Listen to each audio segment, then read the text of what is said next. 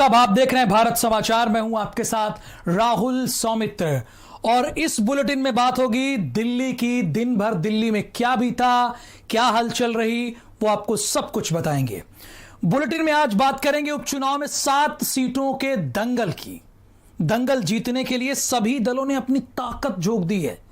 किस नेता ने क्या बयान दिया, यह भी आपको सुनवाएंगे। साथ ही आप बात करेंगे और आपको बताएंगे बुलंदशहर में आखिर किरणपाल सिंह की एंट्री से उषा सिरोही के चुनाव पर क्या असर पड़ेगा, और आपको दिखाएंगे बाई इलेक्शन का बाजीगर कौन होगा, क्या है उन्नाव की बांगरमऊ सीट का माहौल, यह भी आपको बताएंगे। तो चलिए शुरू करते हैं मेरे साथ दिन भर दिल्ली।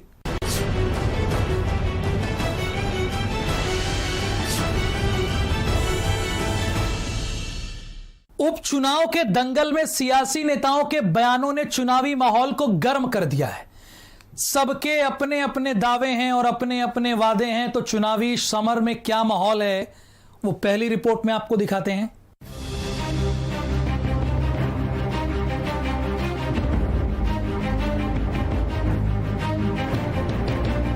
यूपी में उपचुनाव का दंगल अपने उफान पर है। प्रदेश की 7 सीटों पर हर चुनाव प्रचार में अपनी ताकत झोंक रखी है। दल चाहे जो भी हो, लेकिन सभी 7 सीटें जीतने का दावा कर रहे हैं। अमरोहा के चुनावी दंगल में प्रचार के लिए पहुंचे डिप्टी सीएम ने साफ शब्दों में कहा कि बीजेपी को किसी के समर्थन की जरूरत नहीं है। बिना समर्थन के ही बीजेपी जीती है और आगे भी जीतेगी। हमें किसी के समर्थन के आधार पर विजय ना 2014 में मिली थी, ना 17 में मिली थी, ना 19 में मिली है, और ना 20 में मिलेगी, ना 22 में मिलेगी।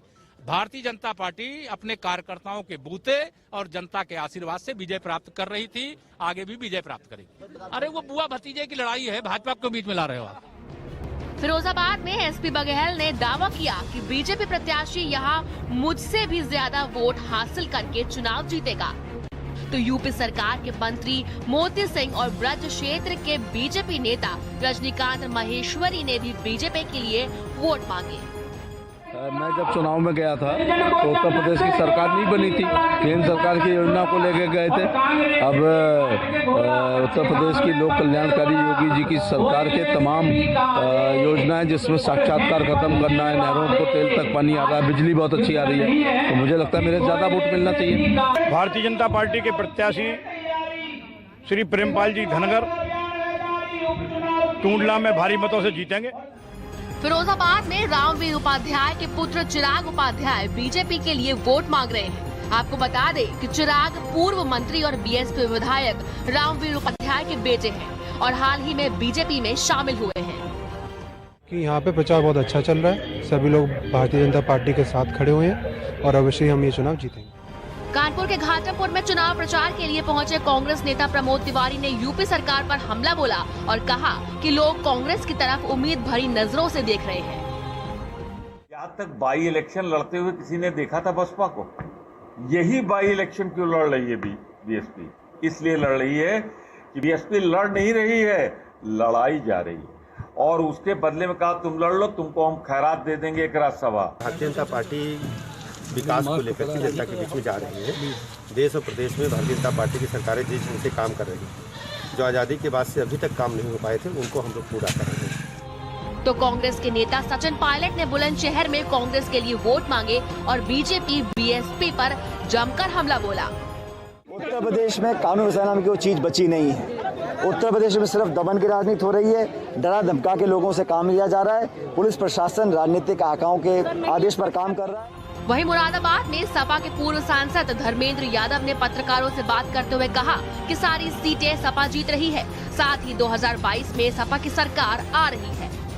इनका रहता रहा बीजेपी और बहुजन समाज पार्टी ने हमेशा गठबंधन किया है। ये बात तो हम लोगों ने बहुत पहले कही है और आज मायावती जी ने खुद ही स्वीकार कर ली है। और समाजवादी पार्टी को हराने के लिए जो करना चाहे वो करे, लेकिन समाजवादी पार्टी के साथ जनता है। यूपी में 7 सीटों के लिए 3 नवंबर को वोटिंग होनी है और अब प्रचार लगभग आखिरी दौर में है। सभी दलों ने अपनी अपनी ताकत झोंक दी है। अब नतीजे ही बताएंगे कि जनता का मूड क्या है। ब्यूरो रिपोर्ट, भारत समाचार। बीजेपी में किरणपाल सिंह की एंट्री ने बुलंदशहर की चुनावी गणित को रोचक बना दिया है। कैसे, ये आपको हम अपनी इस रिपोर्ट में दिखाते हैं।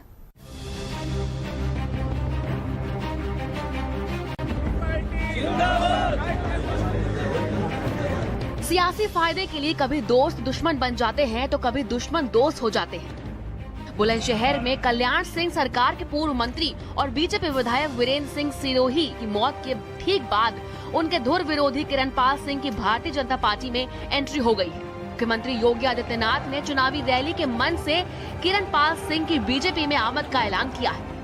कई बार के विधायक किरणपाल सिंह समाजवादी पार्टी सरकार में बेसिक शिक्षा मंत्री रहे और बहुचर्चित कविता चौधरी सेक्स कांड में फंसे थे।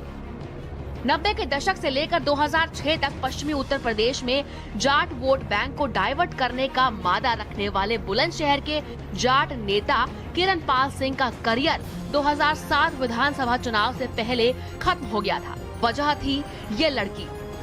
बुलंदशहर के धनसूरपुर गांव की निवासी डॉक्टर कविता चौधरी की बहुचर्चित सेक्स कांड में हत्या कर दी गई। सीबीआई की जांच के बाद भी कविता चौधरी की लाश तो बरामद नहीं हुई, लेकिन सीबीआई ने माना कि तब की समाजवादी सरकार के मंत्री किरणपाल सिंह के गुर्गे रविंद्र प्रधान ने कविता को किडनैप करने के बाद उसकी हत्या कर दी और उसकी लाश ठिकाने लगा दी। सेक्स कांड की काले किरणपाल सिंह के करियर पर आई और 2007 में मुलायम सिंह की कृपा के बावजूद किरणपाल सिंह चुनाव हार गए। ये वो वक्त था जब बुलंदशहर के अकौता विधानसभा से समाजवादी पार्टी के किरणपाल सिंह और बीजेपी के वीरेंद्र सिंह सिरोही सियासत की जानी दुश्मन माने जाते थे। लेकिन 14 साल बाद सियासी ऊंट ने करवट बदली है और अब किरणपाल सिंह भाजपाई हो गए हैं। 22 अक्टूबर 2020 को मुख्यमंत्री योगी आदित्यनाथ ने बुलंदशहर के चुनावी मैदान में उन्हें बीजेपी ज्वाइन कराई तो सियासी धुरंधर देखते रह गए। जो भी हमारे समर्थक हैं सब हमारे साथ हैं। जो भी हम निर्णय लेते हैं सोच समझ के लेते हैं। सब समर्थक हमारे साथ देते हैं। आज भी पूरी तरह से हमारे समर्थक हमारे साथ हैं। भारतीय जनता पार्टी को वोट कर रहे हैं। मानती हैं कि किरणपाल सिंह जी के साथ आने से बहुत बड़ा बदलाव आएगा? हाँ, मानते हैं, बहुत अच्छा बदलाव आएगा और बहुत अच्छी वोटों से हम जीतेंगे। 2007 के विधानसभा चुनाव के बाद अगौता विधानसभा परसीमन में खत्म हो गया तो वीरेंद्र सिंह सिरोही ने बुलंदशहर विधानसभा सीट पर और किरणपाल सिंह ने शिकारपुर विधानसभा सीट पर अपनी सियासी जमीन तैयार की। सीबीआई जांच में किरणपाल सिंह को कविता चौधरी सेक्स कांड से क्लीन चिट तो मिली, लेकिन तब तक उन्हें कद पर लगी सेक्स कांड की कालिक बहुत गाढ़ी हो चुकी थी। बीजेपी अब उस सेक्स कांड के बाद किरणपाल का सियासी हश्र भूलकर उन्हें भगवा उड़ा चुकी है।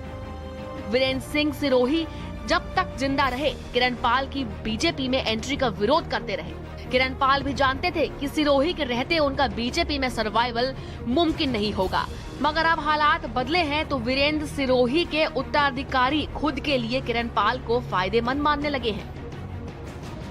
माननीय मंत्री किरणपाल सिंह जी ने मेरे को जो है आशीर्वाद देके बोला कि बेटा पिताजी तुम्हारे नहीं है, लेकिन पिताजी कहीं मैं पूरी करूंगा। ये पूरी जिम्मेदारी मेरी है। चुनाव प्रचार उन्होंने अपने हाथ में ले रखी है और कहीं भी कोई बंटवारा नहीं है बिरादरी में। पूरे का पूरा अगौता विधानसभा क्षेत्र जब पूरा था वहां से हम भारी बहुमत से जीत कर आएंगे।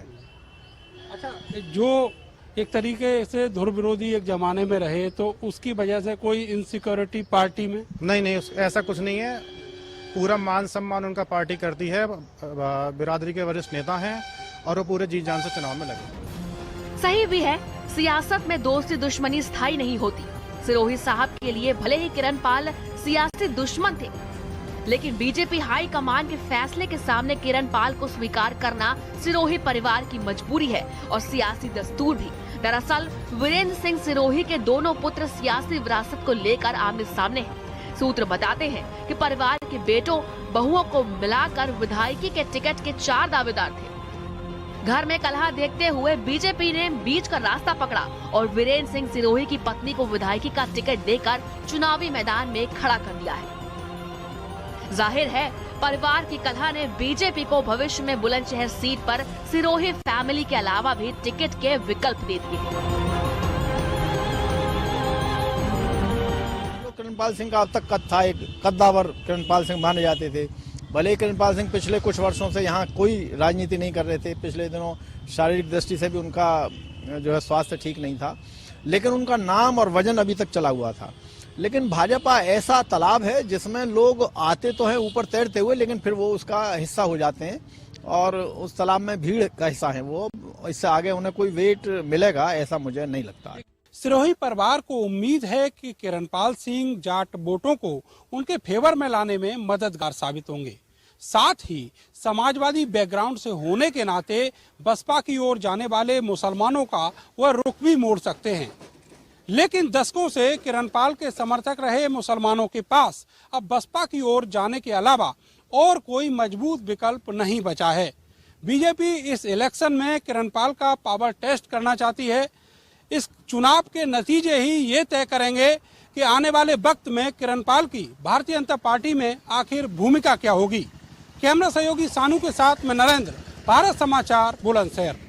तो उन्नाव की बांगरमऊ सीट पर लोगों के मन में क्या है, वो क्या सोच रहे हैं, वो इस उपचुनाव में किसके साथ जा रहे हैं, इसको देखने के लिए और जानने के लिए हमारी इस ग्राउंड रिपोर्ट को देखना ना भूलिए और ध्यान से देखिए। भारत समाचार के कार्यक्रम राजनीति की चौपाल में आपका स्वागत है। इस वक्त हम मौजूद हैं विधानसभा बांगरमऊ उन्नाव में, जहां के विधायक कुलदीप सिंह के जेल जाने के बाद से ये सीट खाली हो गई थी और सीट पर उपचुनाव हो रहा है। हमारे साथ सभी पार्टियों के प्रतिनिधि और प्रत्याशी मौजूद हैं। क्या समस्या थी आमूर यहाँ की? यहाँ की समस्याएं बहुत है। जब से समाजवादी सरकार में युवाओं के लिए भी अच्छा था और किसानों के लिए भी अच्छी थी, मजदूरों के लिए भी अच्छी थी। जब से भारतीय जनता पार्टी की सरकार आई है, ना तो किसान खुश है, ना तो नौजवान खुश है, ना तो बेरोजगार खुश है, जबकि किसान मरता चला जा रहा है। रही बात, मैं अपनी बात कर रहा हूँ, मेरी माता जी शिक्षा मित्र थी, समाजवादी सरकार में उनको सम्मान मिला और जैसे ही भारतीय जनता पार्टी की सरकार आई तो वो सम्मान हटा दिया गया। क्या हुआ? समायोजन रद्द कर दिया गया। समायोजन रद्द कर दिया गया और भारतीय जनता पार्टी सरकार से बड़ा उपेक्षित रहे लोग और भारतीय जनता पार्टी के प्रत्याशी हैं आप बताइए।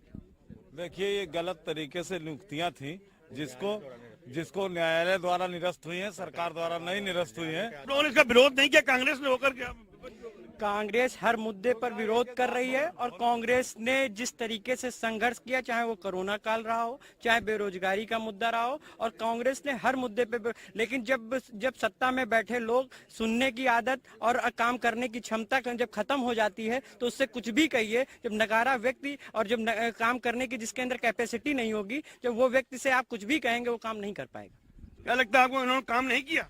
बिल्कुल नहीं किया भाई साहब। क्यों नहीं किया? क्योंकि सरकार में जो बैठे लोग हैं इनकी सोचें गंदी हैं। सोचे अगर साव शुद्ध हो जाएं, सोचे बदल जाएं, मानवता की तरफ झुकाव दें। जो लोग बेरोजगारी भत्ता हमारा खत्म हुआ और हमारी बहुजन समाज पार्टी में जितने मतलब नई योजनाएं बनाई, नई रोजगार नौकरियां निकाली, ये सब खत्म किया योगी सरकार ने। आपको क्या लगता है? अरे ये तो बांगरमऊ की पावन धरती है और ये उत्तर प्रदेश नहीं, पूरा देश आज बहन जी की तरफ देख रहा है। और मैं तो चुनाव आयोग से निवेदन के रूप में एक प्रार्थना करता हूं कि वो निष्पक्ष चुनाव करा दे। तो ये तो बांगरमऊ की पावन धरती है, उत्तर प्रदेश की 7 की 7 सीटें जीतकर बहुजन समाज पार्टी की झोली में जाएंगी। आप लोग क्या करेंगे बांगरमऊ चुने जाएंगे तो? हम बांगरमऊ में विकास की धारा जो रुकी हुई है उसको प्रगति की ओर ले जाएंगे। विकास किस तरह रुका हुआ? क्या बोले काम नहीं? कुलदीप सिंह ने कोई काम नहीं किया? विकास के नाम पर यहाँ तो जीरो है। क्या माने हमारे पहले के लोगों ने किया है वो आपके सामने है। यहाँ पर आज प्रशासन भी पूरा प्रशासन लगाया गया हुआ है, क्योंकि हमारे बसपा की अनुशासन में कार्यकर्ता काम कर रहा है, फिर भी मुकदमा बसपा पर ही क्यों लिखा जा रहा है। और जबकि भाजपा ने चारों तरफ से गाड़ियों बेशुमार गाड़ियां हैं, एक नहीं, रोड पर आप देखिए कार्यालय के सामने 1000 गाड़ी अभी भी मिलेंगी। मैं पैदल चल रहा हूं फिर भी मेरे पर मुकदमा लिखा जा रहा है। मुझको अनुशासन की भाषा सिखाई जा रही है। आप लोग विरोध नहीं कर रहे हैं भारतीय जनता पार्टी का, जिस तरह अगर ये कह रहे हैं बसपा प्रत्याशी? देखिए, सड़कों पर विरोध किसका दिख रहा है? समाजवादी पार्टी का। किसके कार्यकर्ताओं पर लाठी चल रही है? समाजवादी पार्टी के। किसके कार्यकर्ताओं को जेल भेजा जा रहा है? समाजवादी पार्टी के। आखिर इस सरकार के खिलाफ कौन लड़ पाया? सिर्फ समाजवादी पार्टी लड़ रही इनके अधेताई सरकार के खिलाफ। ये चुनाव विकास का चुनाव है। आप जहां खड़े हैं ये तहसील आदरणीय अखिलेश यादव जी की सरकार की दी हुई है। आप जिस रोड से चलकर आएंगे डिवाइडर रोड, जो आपकी अच्छी लाइटें दिख रही है, सरकार की दी हुई है। यहाँ राजकीय कॉलेज सरकार के दिए हुए हैं। पड़ोस का एक्सप्रेस वे आपको सरकार का दिया हुआ है। हम विकास के एजेंडे पे काम कर रहे हैं और विकास ही किसी भी देश प्रदेश के लोगों का असली हक होता है। आपके विधायक यहाँ पर थे, इसके पहले कुलदीप सिंह यहाँ विधायक रहे थे और आपके विधायक रहे थे।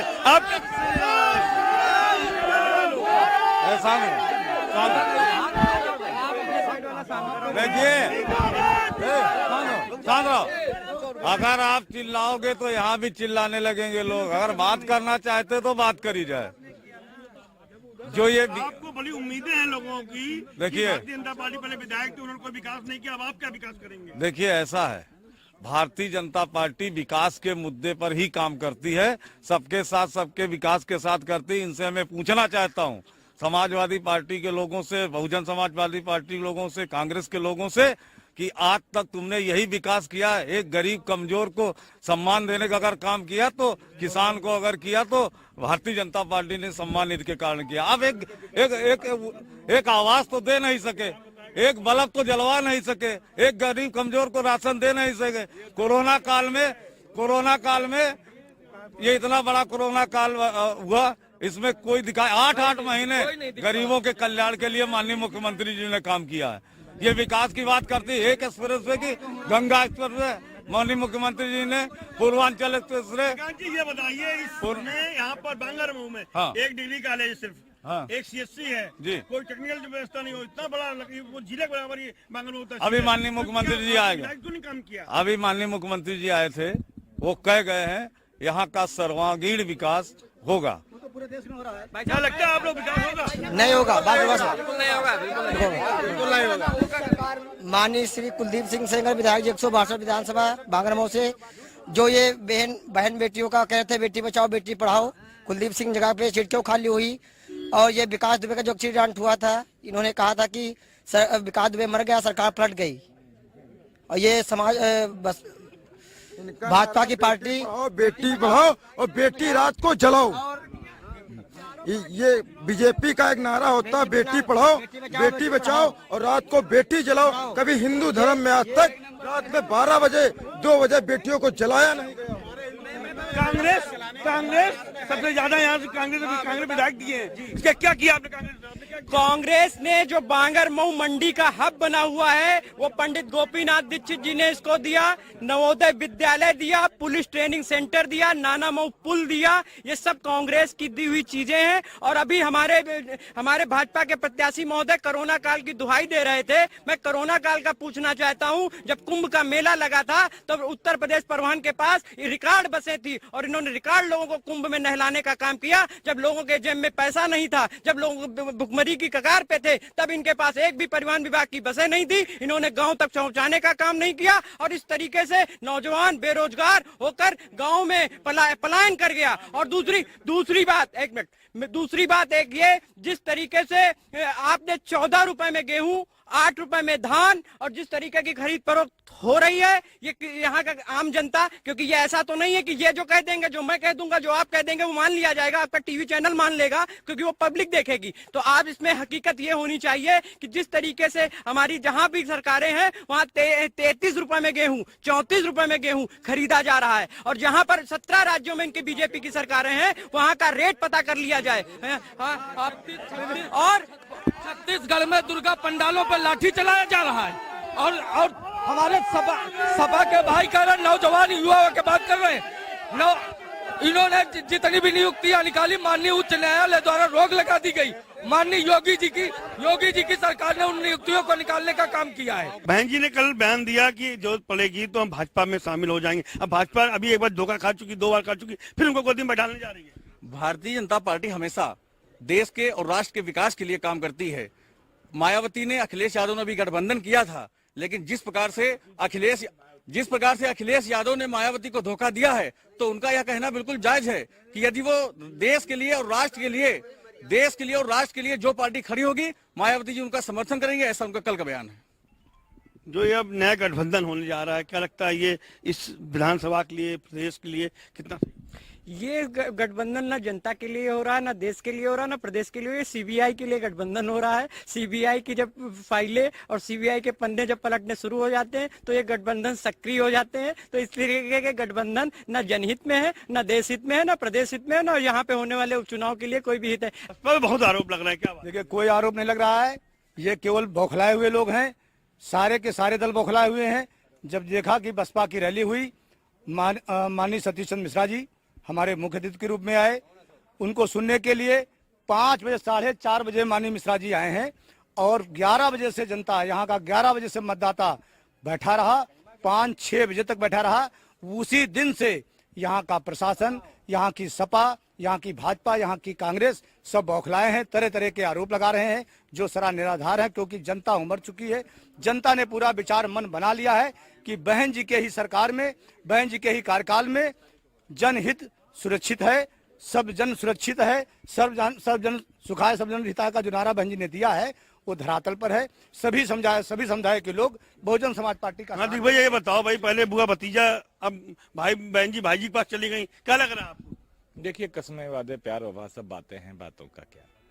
देखिए, जो चुनाव है उत्तर प्रदेश की जनता में जो उपचुनाव का होना जा रहा है, ये चुनाव, मैं कहता हूं कि ये चुनाव किसानों के मुद्दों पर होना चाहिए, ये चुनाव बेरोजगार नौजवानों के मुद्दों पर होना चाहिए, ये चुनाव दलितों पर बढ़ रहे उत्पीड़न पर होना चाहिए, ये चुनाव गांव खलियान के लोगों के लिए होना चाहिए, कच्ची झोपड़ियों के लिए होना चाहिए। और सब बातें दकियानुकुशी हैं और इनसे बातों से गरीब जनता का कोई लेना देना नहीं है। ये चुनाव लॉ एंड ऑर्डर पे होना चाहिए। आप बांगरमऊ में खड़े हैं और बहुत आपको धन्यवाद, भारत समाचार का बहुत धन्यवाद। आपने जहां इस कार्यक्रम को आयोजित किया है, ये तहसील आदरणीय अखिलेश यादव जी की बनाई हुई है।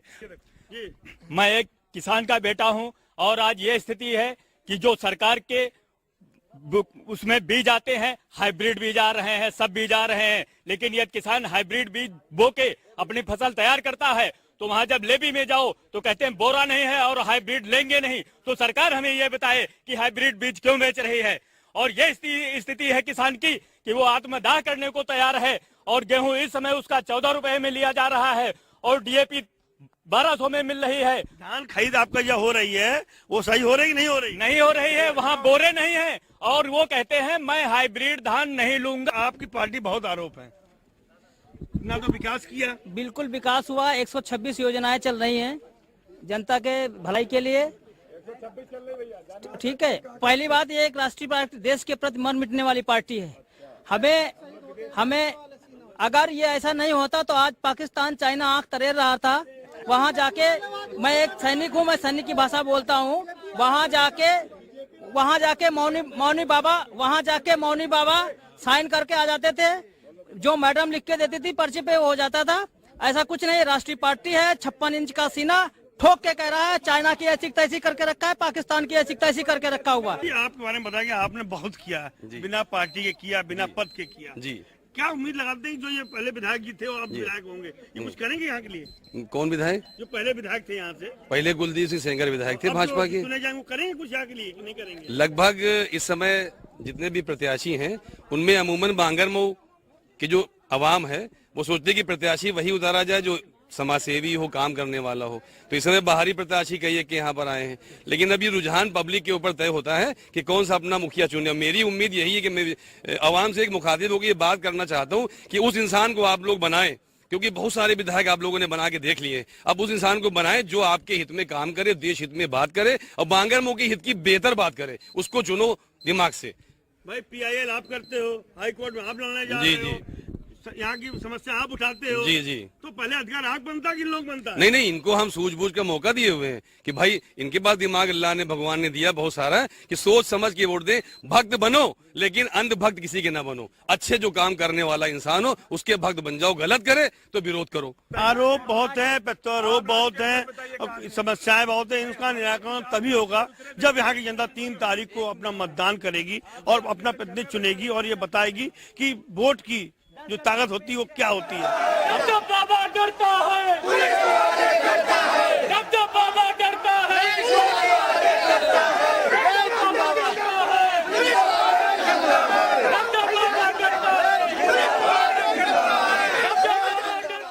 लम्हे छोटे से ये जिंदगी से भरे, इन्हें हाथों में भर ले